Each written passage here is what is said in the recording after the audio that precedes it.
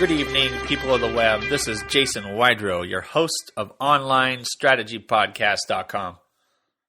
So, the topic tonight is a very important topic. 10 best practices of modern online presence. Yes, that's what I'm going to go over. I'm going to cover 10 points briefly, but sufficiently enough with the hopes that your mental wheels will begin to turn to determine where you are and how you would grade yourself with your online presence.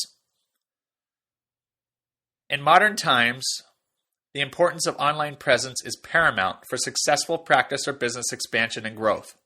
An entire online presence should be naturally tied into in-office production, campaigns, and workflow as a normal, not optional. So I'm going to start with that.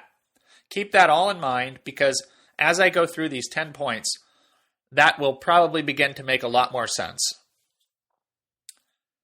Now, I should inform you up front that each one of these topics I'm going to cover in brief, but should be sufficient detail to get you, again, get the mental wheels turning on how you would grade your online presence and how you stack up to what I'm about to cover.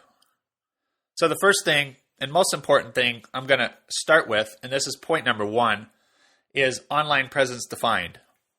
Now, when I use the phrase online presence, what I'm actually referring to is your all-inclusive online presence. Your website, your social media networks, each one of them specifically, how they are tied into your website, your online advertising campaigns, directory listings, other search engines, all search engines inclusive, and generally how your business is represented where anyone might find you, and the consistency of that within.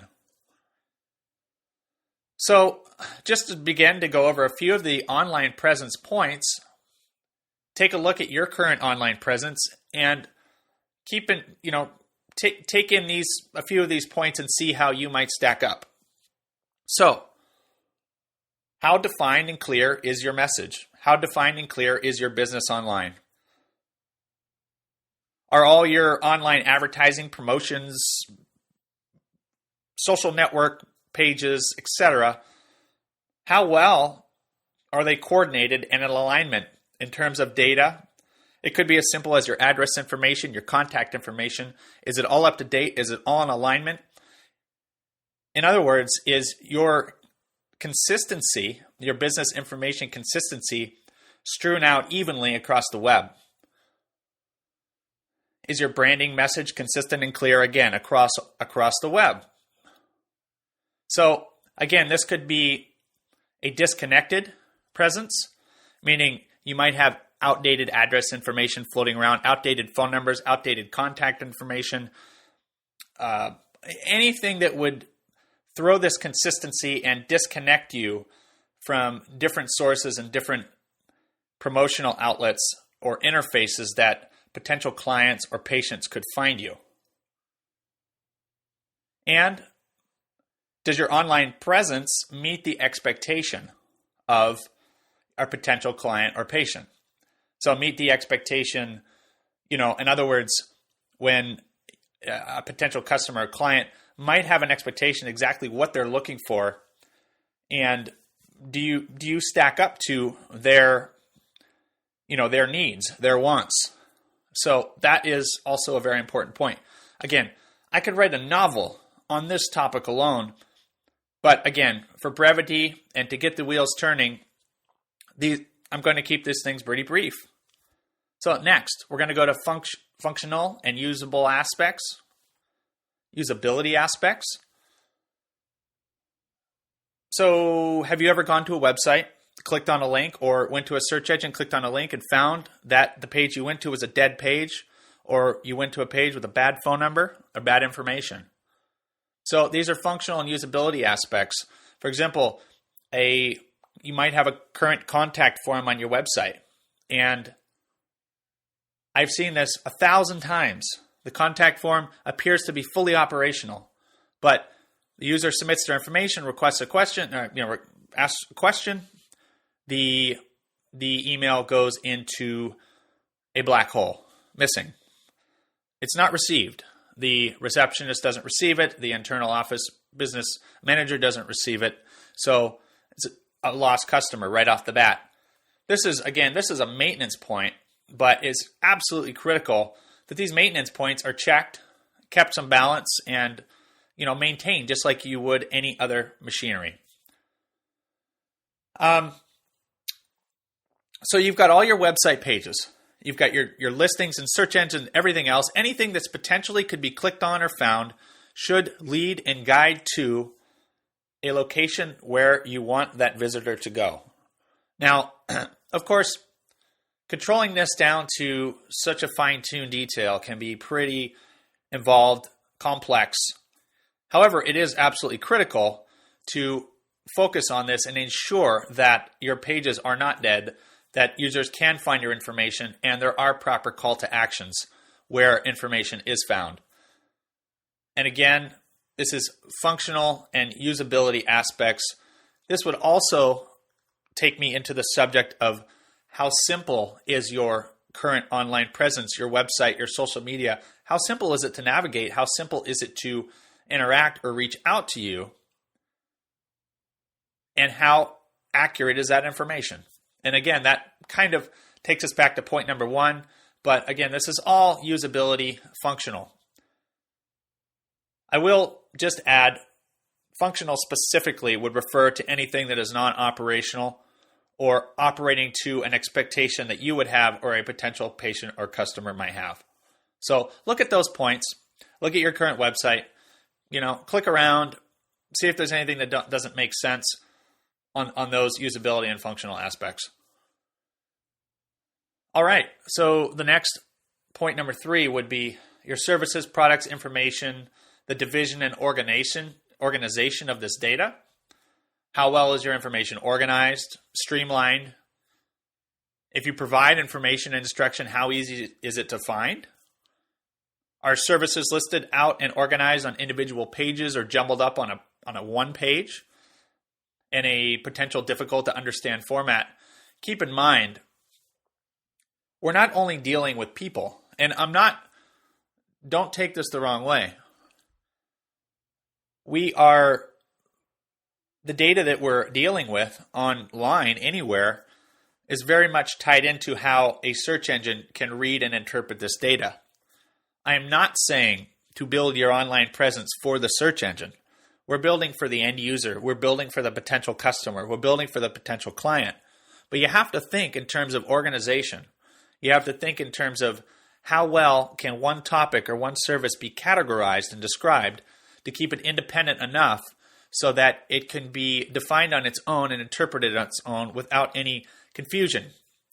Have you ever read a product description or a service description and you weren't absolutely sure what exactly you were going to get from that? So in terms of information division and organization, it is absolutely key that your information is set up in such a way so that it can be easily understood, interpreted by humans and search engines alike. So that's whether you're selling products, offering services, you're writing for a blog on specific topics, educational, informational, whatever it might be, the division and organization of the data is very important for usability and, generally creating a comfortable and easy to use atmosphere for any potential visitor. So that's something to keep in mind. And particularly if you're in the service industry, a lot of times, someone will come on your website. Of course, you have a phone number, you have an email address, you have all this information. And, someone could be lying in bed at 11 o'clock at night, midnight, 2 or 3 in the morning, reading your service descriptions, determining if you are going to be suitable for their need.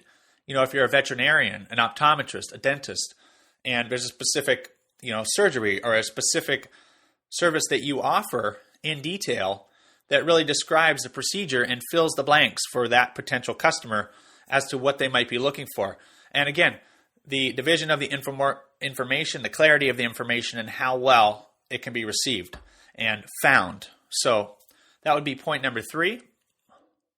Point number 4, it's a little little outside of the topics we've been going over, and it kind of ties into point number 2, but modernization, responsive, and portability. Now, you might have heard the word responsive flying around.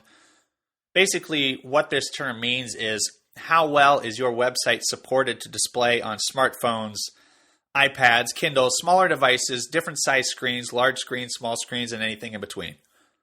So if you look at the statistics you don't really have to look at major statistics. If you look at statistics just in your house, your neighborhood, your local schools, and you can see how popular these smaller devices have become.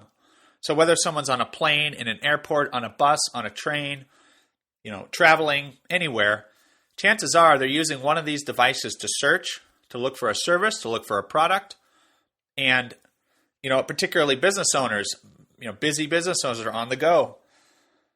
You might be able to think of a few times where you've found a service that you searched for while you were on the go, and you contacted that service provider, and that service provider made that contact information available. It was easy to access.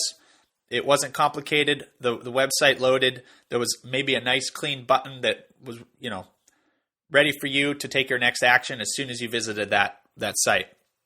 So that's just a basic example, but the modernization, responsive, and portability. And the portability part just means how portable is your website. If somebody opens it on a very small screen, on a large screen, how accessible is the information and how well is it organized and set up to be prepared for that screen size. So again, that's a very important point in modern times. Again, this is June 10th, 2014. 5 years ago, I probably would have had a much different topic. 10 years ago, it would have been a very different topic in terms of responsive and portability. 5 years ago, 10 years ago, much different. So I hope that kind of clarifies that point a little bit. Now, this is a little more of an internal thing. If you have a business and you are trying to compete in an online market. Again, this applies to any type of online presence. The simplicity of content management and social integration. So the first question to ask is, how easy and simple is it for you to publish content through your website? For example, if you had to add an article, update a phone number, add some new information, rewrite a service description, what's this process like for you in your current business? Is this something that you have to write an email of exactly what you want to say, send it to somebody, wait 3 or 4 days or a week or more, and then get a response, and then to find out that there was a typo, that something wasn't translated correctly, and so forth. And so you run into this situation of going in circles, pulling out your hair, trying to figure out, how am I going to get this updated correctly? And it can be a frustrating process. So consider this. If you have an idea, or you want to add some content or update some content on your website, or any online interface for that matter, interface, I'm just referring to any access point where a client could potentially find you, that process shouldn't be complicated. It should be a very fast process. And when I say very fast, I'm talking about 2 to 5 minutes. Now, of course, excluding the time it would take to write the article itself. This should not be an involved process. You should have an outlet to write the article, hold it before it's published, and maintain it so that you don't have to copy and paste. You're not, writing up in one document, pasting in another, and moving it all around. One location, one source, one login, one simple thing. Now, to tie into that, the rest, social integration. So let's say that this is an important article or a service update that you want to promote. Okay, good. So you've got it on your website. That's fantastic. What if simultaneously and in sync, you want to push this out to Facebook, LinkedIn, Twitter, your Google Plus page, etc. So let's say you want this, updated across the board so all your potential customers and clients know about it. Again, feeding the search engines more content, putting more, basically you're syncing your social and your website. And that's absolutely critical. So simplicity of content management and social integration all in one is absolutely critical for ease of management. And again, this should not be technically difficult. An office manager, a receptionist, anyone with basic training should be able to maintain and manage this easily. It should not be complicated. The next topic, number 6, ratings, reviews, and reputation management. Now, this has become a very, very, very critical point and often overlooked, often ignored, and unfortunately, by the time it's realized that it's important, it's already too late for a lot of business owners. And what I mean by that is a lot of times for example, a Google business page will be set up and a review will be left on that page and no one in the office knows about it. And it could be some horrible negative review or maybe more than one. And let's say it's sitting there for 3 years. No one had any idea it was really there. So that in itself is a really dangerous situation to be in. So that's why this needs to be addressed. And these top 10 points, let me just tell you, I don't have them in any order of priority. So don't think that this is a lesser priority. I would rate this one in the top 3 in modern present online presence. So consider the sites that you're actually using for reviews. Consider the sites you're actually using for reputation, how you're using them, how you're promoting them, how they're integrated with your website, how they're integrated with your office workflow. This is all really, really important to modern online strategy, modern online presence. So don't discount this area and spend some time really looking into how you can effectively manage this. And just as a side note, for a lot of us, it might not apply, but for most of the people that I know, professional business owners and the like are constantly looking for services, different products and services, and reviews are a large part of their decision-making process. So, for example, if you're going to send your child to a school or you're going to buy a specific computer that you need for your office, or some new dental equipment, for example, or some surgery equipment, if you're a veterinarian, you are likely going to read reviews or talk to other doctors to get feedback about how this product performed. In modern times, again, reviews are very popular. It all depends on where you're buying from and who specifically you're buying the product from, but reviews are a very important thing and very important thing, particularly, when it comes to health, pets, medicine, dental work, things like that, because obviously it's very important to people. So again, ratings, reviews, and reputation management. And again, this should be naturally integrated to your on-site in-office workflow. And later information, I will go over some of that stuff. But for now, that should sum it up for you in a basic. Number 7, articles. Educational, informational, and otherwise, stories, news, positive, events, and content publication. Basic question is, how often do you update, keep fresh, and maintain your online data? Do you publish articles, services, products, and other information regularly, or is this something you just do when you have some spare time? Is the content being published valuable, interactive? In other words, opening the door for interaction. Meaning, have you ever went onto a website or Facebook or another social page and saw a comment or a post of some kind, somebody asking a question or wanting some information or some feedback or a survey, and you kind of just put your 2 cents in there, right? So you're actually interacting, and interaction is a key part of modern social success. And again, we're talking about online presence as a whole and bringing people, through that interface into your company, potential patients, potential clients, potential customers, whatever it may be that you are out there seeking. So consider your interactive aspects when you post information. Are you posting other information? So again, I mentioned the word positive. Volunteer work performed, membership associations that you support, things that would create credibility, again, on your website, on your social, other advertising mediums online.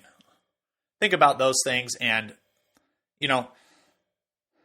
And again, this is a topic I could go on and on and on and on about, like each one of these previous points. To sum it up, keeping your content fresh, relevant, and interactive is very, very key to online strategy. It is often overlooked and unfortunately written off as not too important.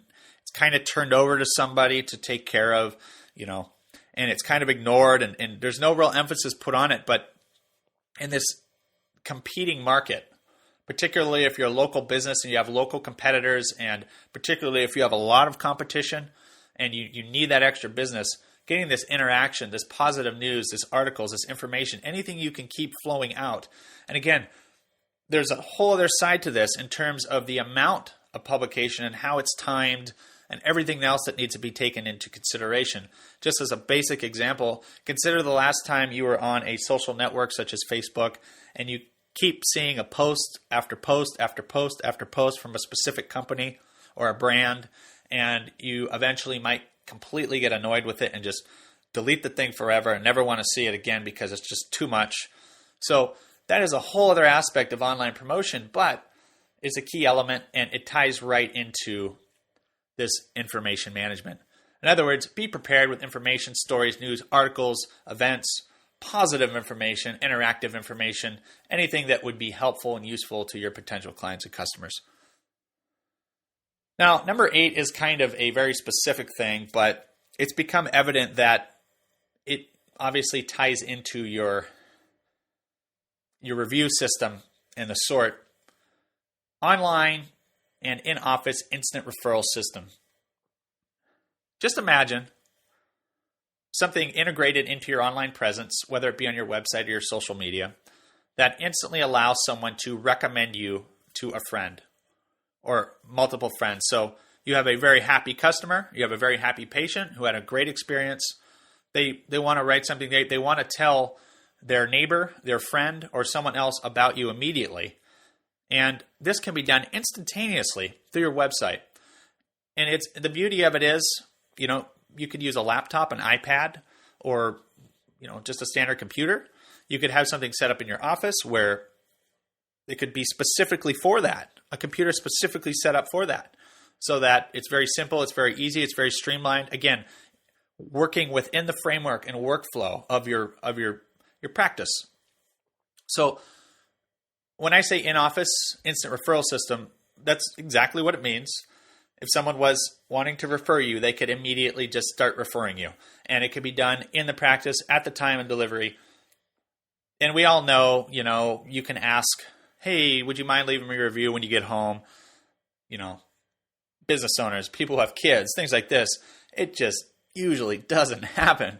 And if just trying to think of following up with phone calls and doing this and that, it just begins to irritate your clients, your patients, So consider how this can be integrated into your in-office, your workflow, and how you can immediately and effectively start to translate happy customers into new patients, new customers.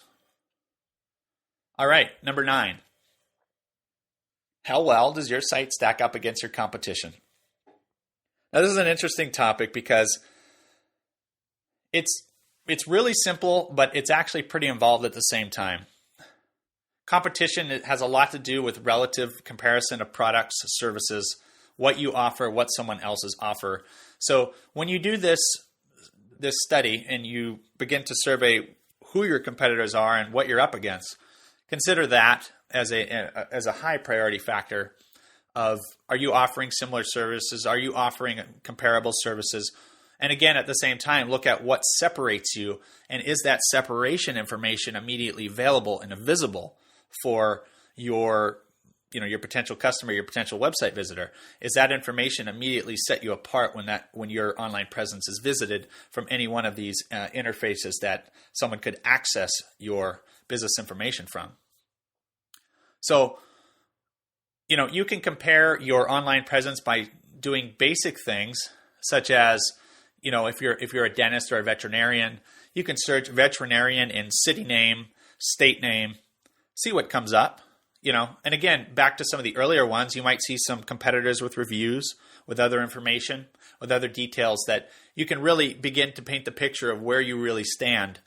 And again, you might be surprised what you find. You might see you have a 1-star review on Google or multiple 1-star reviews on Yelp, and could start pulling your hair out in frustration. How did this happen? How did we miss this?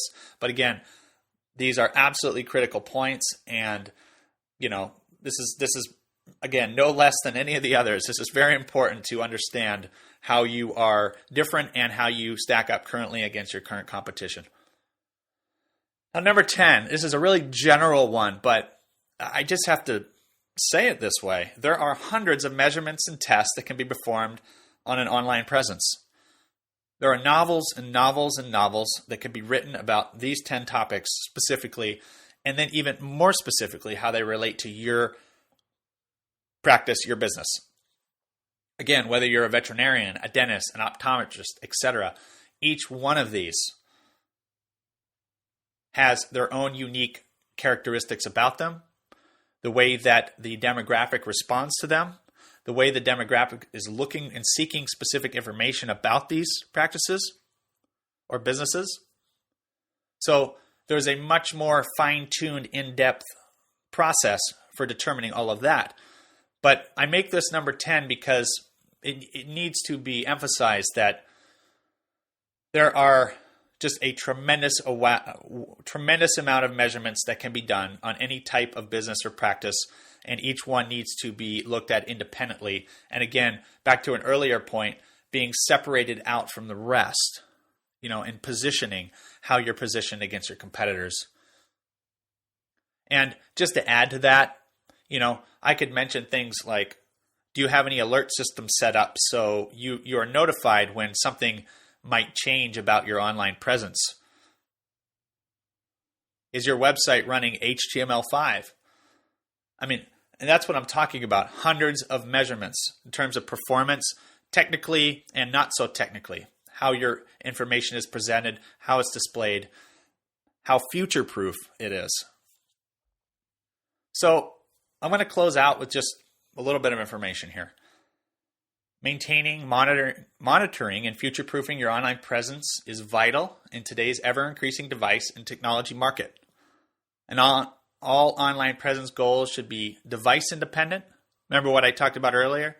Provide easily accessible, accurate, and instant decision-oriented information for potential patients and clients. And this is an interesting point, but a lot of businesses in modern times, build a business and they plan on selling the business. And it's become pretty evident to me in the last 7 years that the sale and value of a business can be largely defined on the existing online presence and reputation. So you can see the online strategy, online reputation, online presence is not a thing to shortcut around with. It is not a thing to just go about, haphazardly. And it's pretty evident, and you don't have to listen to me. Go talk to some business that I've recently sold that are applicable to anything online, or having a business presence online. Find out how their reputation was. Find out how their performance was. Find out what their online presence was like. Do some research for yourself. But I've specifically noticed, I've dealt with several specific businesses recently that had this situation in place, and their online presence was one specific one. Their online presence was so insufficient, they couldn't even get a lead with their business because there was an expectation there already from the buyer. This was expected, this established online presence. So take that into consideration in the overall encompassing value of your business, what it could be worth now, what it could be worth in the future, based on all of these 10 topics that I went over. So that's pretty much sums up these top 10 best practices. Again, the date, June 10th, 2014. This information could be irrelevant completely in 5 years from now. I know it all won't be, but we got to remember, when a end user is making the decision, the decision process and expectation of someone being able to find a service or a product online is about as fast as the data can be served. So consider, when I say the data can be served, I mean by a search engine like Google, for example. When someone types in a search and they get information, that decision process is often made within minutes of doing that search, deciding who's going to be contacted over who's not going to be contacted. So that immediate impression, that immediate information is blazing fast, and these 10 points, you can see how the implementation of them and the reinforcements behind them and maintaining them and keeping them going, how critical that can be to your overall success, present and the future. Thank you for listening. I hope you took something from this today. And again, this was a very brief 1 through 10. A novel could be written on each of these topics, but I'm hoping that the wheels are turning a little and you can think a little bit better with how you are doing online. Thanks for listening. Online Strategy Podcast is brought to you by JasonWeidler.com, W3Developing.com, and OnlineStrategyPodcast.com.